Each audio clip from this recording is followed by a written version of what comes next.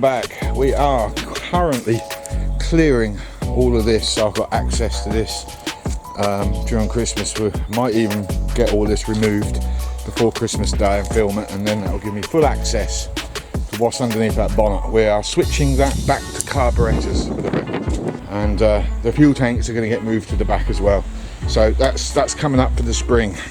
What we are concentrating on at the moment is the slide out. We've got this piece of steel, a bit of an old shelving bracket, that's going to sit up in there like so, and once it's all screwed in place, that's going to allow me to put a piece of wood on top that will seal up against the piece of wood that's got to go on the inside edge. And also this bracket here has got to mate up against the piece of wood here, which has got to be level with them. There's going to be a double D seal put around the outside and a flat seal on the inside once I paint it up.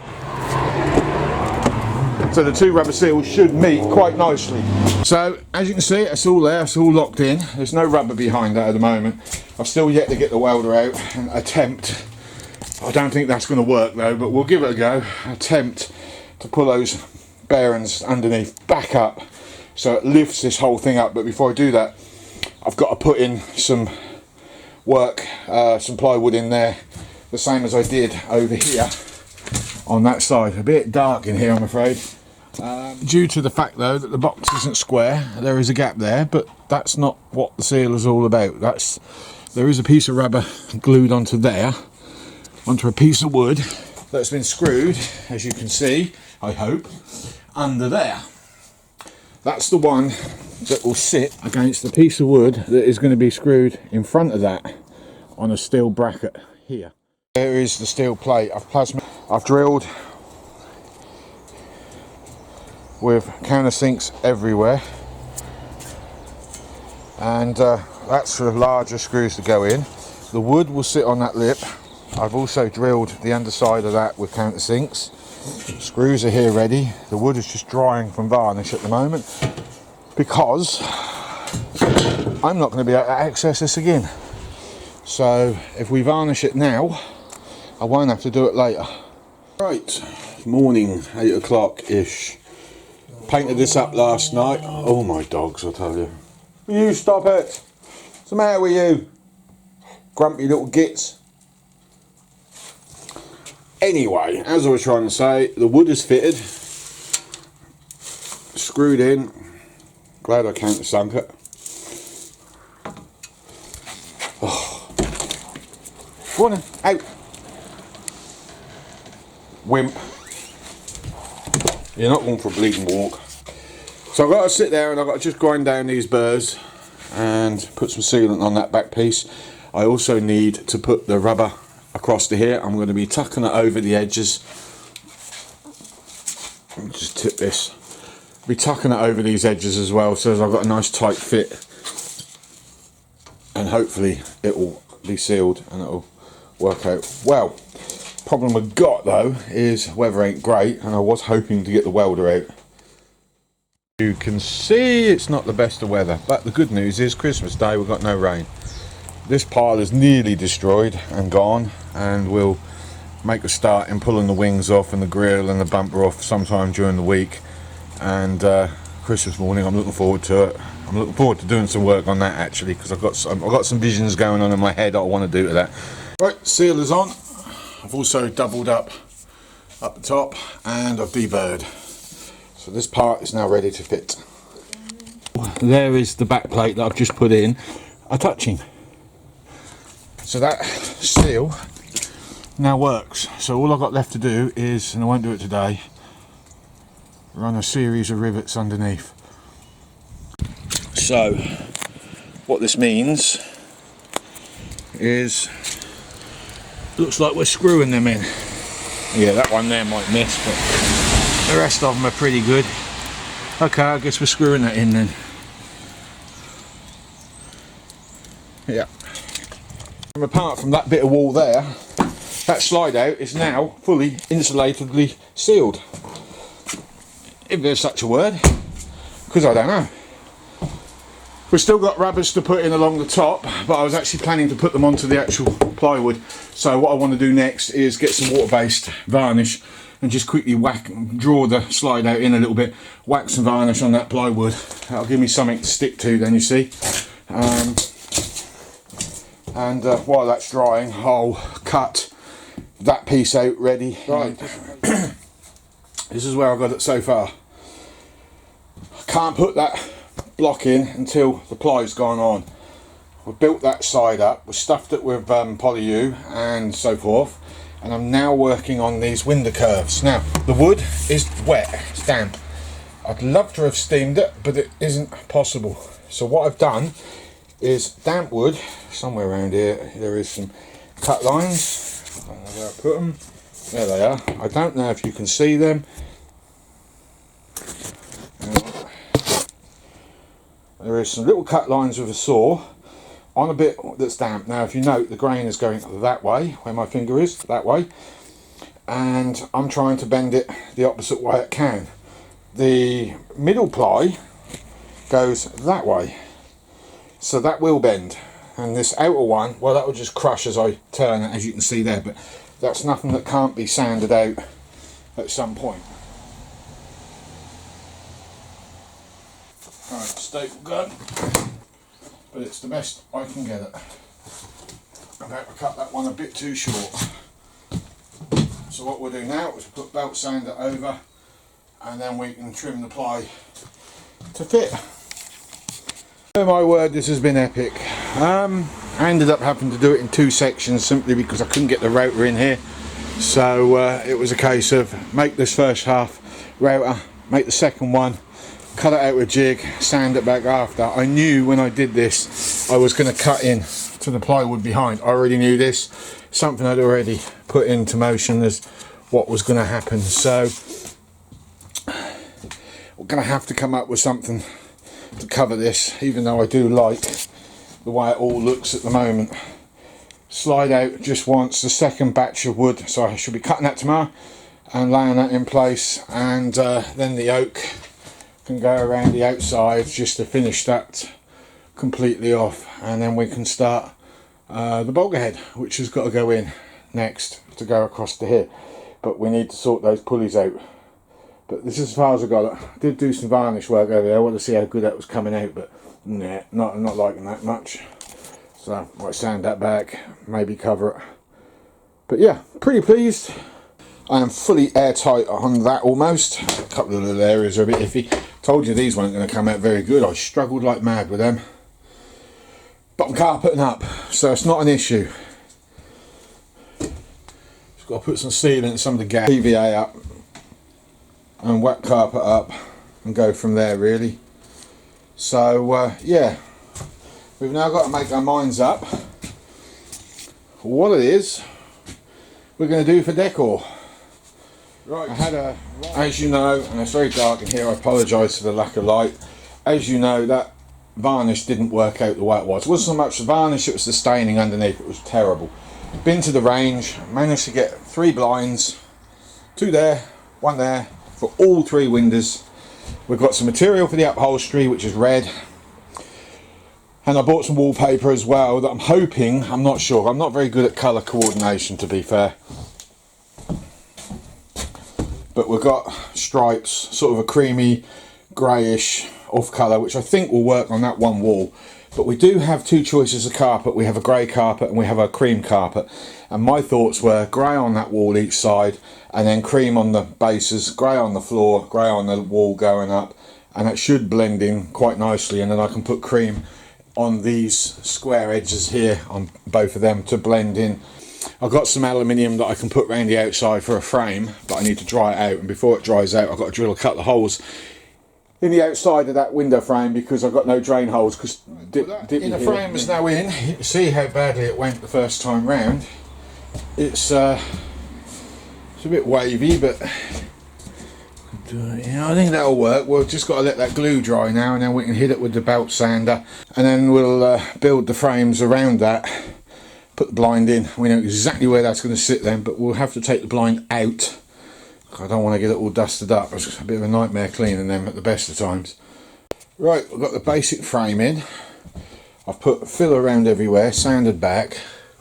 I'm now washing the wall down after sanding. and I'm going to apply the wallpaper. I think we need to get this paper on now before we do anything else with this. Right, there you go. We haven't gone straight to the floor because we're carpeting up. I'm going to put a piece of wood trim across that gap, and carpet then go over the top. We'll trim that up with a knife, peel it back. The window, I haven't quite figured out what I'm doing about that at the moment. As I said, I'd like to put some aluminium framing around it if I could, but I haven't got anything that I can think of that will do the job. So we might look at getting some wood and bending it around. I don't know, we'll just see. I can't leave it as it is because the paper's just too open. It's in a position where it could easily be torn. The coving, the wooden coving, will also need wiping down as well. Good morning. New day. 2 days to go to Christmas. Anyway, got my blind in, cut it all down, screwed it all up, and it's working relatively well. It's a bit of a cheap ass one. I mean, it was 20 odd quid. There's nothing cheap about it, but quality wise it's not great. You can see over that end, I don't know what's the matter. It's almost like the manufacturers, when they put these strings in, have got one set of strings tighter than the other set, and it won't sit square at all. Cannot get it to sit square at all. And I know the window's square. The roof ain't so great up there. Cock that up a bit. It's just something I'm going to have to live with. It's too blooming late now to rectify that problem. But it is what it is, I suppose. Wallpaper's gone on really well. Went through nearly 3 cans to get that up there, and that is tough old stuff. Feels like cloth when you run your hand over it. So I think that's going to be pretty strong stuff. And we've gone down to the line of where we plan to put the beam and the carpet to come up. Haven't quite made my mind up yet what I'm doing about this, because I could actually wallpaper that up there, but we've got screws sticking out and bolts and all the rest of it. So I think carpet is the way forward for that. I certainly don't want to be cutting out new window holes in order to double it up. It's just ridiculous. They're a mess anyway. I said I wouldn't do those very well. I knew I was going to struggle with them, and I did. So we'll just have to live with that. I know I can pretty it up, so not an issue. So we're going to make up the framework for the blind for that to sit in its own little home. I'm going to put some wooden hooks in somewhere under there so you can hook. So we'll chop out these two at the end here, and then we'll have a wooden block to hook that big old piece of metal there under, so we can get some tension on it, which will stop it from flapping around when we're driving along. At worst, if that is the case and we can't resolve that, oh, that was great, wasn't it? Come off of my hand. We'll do that, and we'll just have it sitting up while we're driving along. It's not really a big problem. We can get round it all. So yeah, that's where we're at. I am going to get the saw out now, and I'm going to chop some wood. Well, the wooden frame has been made. I've been on that pretty much all afternoon, on and off rain. I just got to drill some holes now. I've marked it out roughly where I'm going, and then I'll screw it up temporarily. I want the glue to dry first, and then I'm going to take it down again and sort out all the existing screws and holes and everything that you see. I'm going to try and plug as many holes. You've got to remember though, really appreciate the fact that the wood itself is recycled, so there's going to be holes already in the wood that I can't really avoid and get out of. Unfortunately, I had to put triangles in on the corners because there's only one screw holding the corners together, and I don't have any proper corner clamps where I could literally lash the thing down onto a flat bench.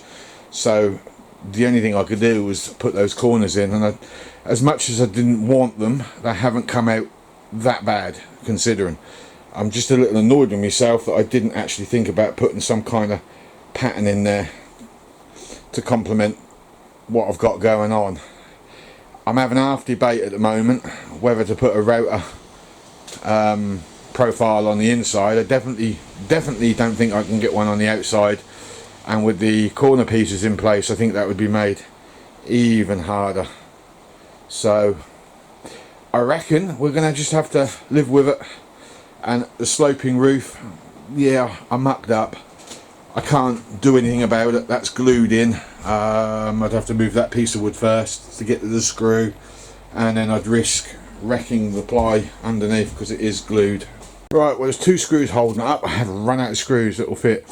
I've also managed to move that coving line. Unfortunately though, it came at a price, and the price is I scuffed up the wallpaper just here, and I've had to drill a hole in this, and I scuffed it there, but I've got that lower. But you've got to bear in mind that thing was screwed and glued. I mean, it was troublesome, and the plywood was locking.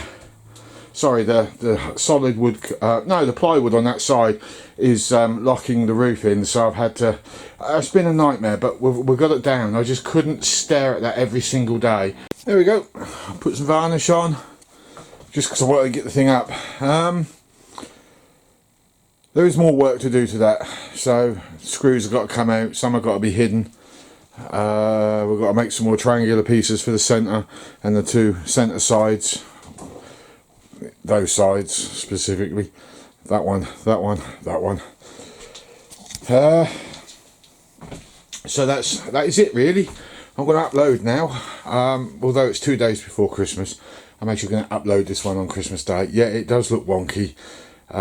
Struggling to get that to position properly because the slide out is level with the floor. Unfortunately, as the slide out goes uphill, which was level with the roof, and somewhere along the line I made a mess of that, so I'm trying to get the best position. But hang on a minute, the frame is level with the window but the top of the frame is no longer level with the floor, the roof. Do you see where I'm coming from? I can't win either way I go with this, so we'll leave the window alone for the moment, because now I need to get on with the seats. And what I can do to balance that out is I can, when I build the seats up, if I make it level with the roof line, then I can bring that frame down and I can reposition the blind itself, and then bring the blind more square to the frame. And I need some more screws anyway. However, we've been put in tier 4 as of Boxing Day onwards, and I don't know what that means for me at the moment regarding working on here, because there is a few bits and bobs that I need to continue with the rest of what I've got to do. I mean, I can do the seat bases, but I've got to travel to get the seats, the covers, to get those made, as I'm not using a conventional shop. I'm using a backstreet shop to get those built, or cottage industry, if you want to call it another word. So I don't know what that means. So if I can't put any more videos up for the time being, I will concentrate on the rat rod instead, and try and do a bit more. I can do the seats. I mean, we've got that to do. I can go to a certain point with the carpet, but I've only got a little bit of spray glue left. I have got some other glue in the shed that I can use, that I can brush on, so we can do that. We can get the carpets on. We can certainly cut the trim, so I can get probably 90% of that done. But the framework, I'm getting low on varnish as well. I need to buy some more varnish, and I'm not buying online. It gets getting too expensive doing that.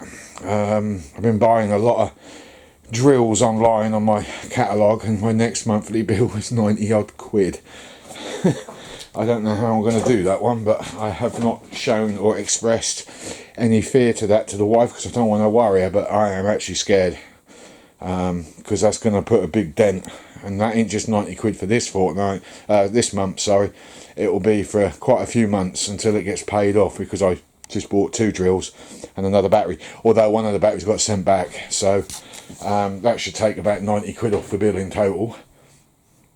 But those old monthly payments, they can be crippling if you go a little bit beyond, and I have gone a little bit beyond my means on that one, but I had to, because of the work that's coming on the underside of this truck in the spring, so I thought we'll get those bits now while they're available.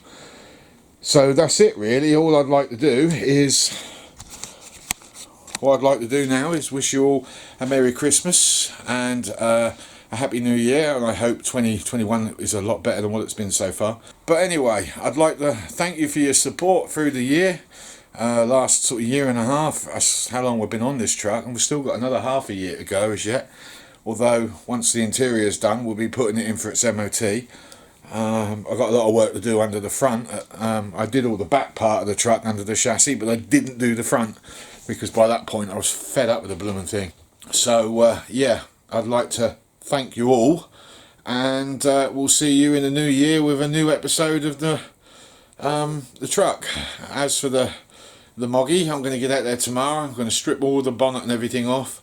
The wing will come off, the grill will come out, the bumper will come off, and then we'll do some work, and then hopefully I can give you 2 videos. One Christmas Day, one Boxing Day.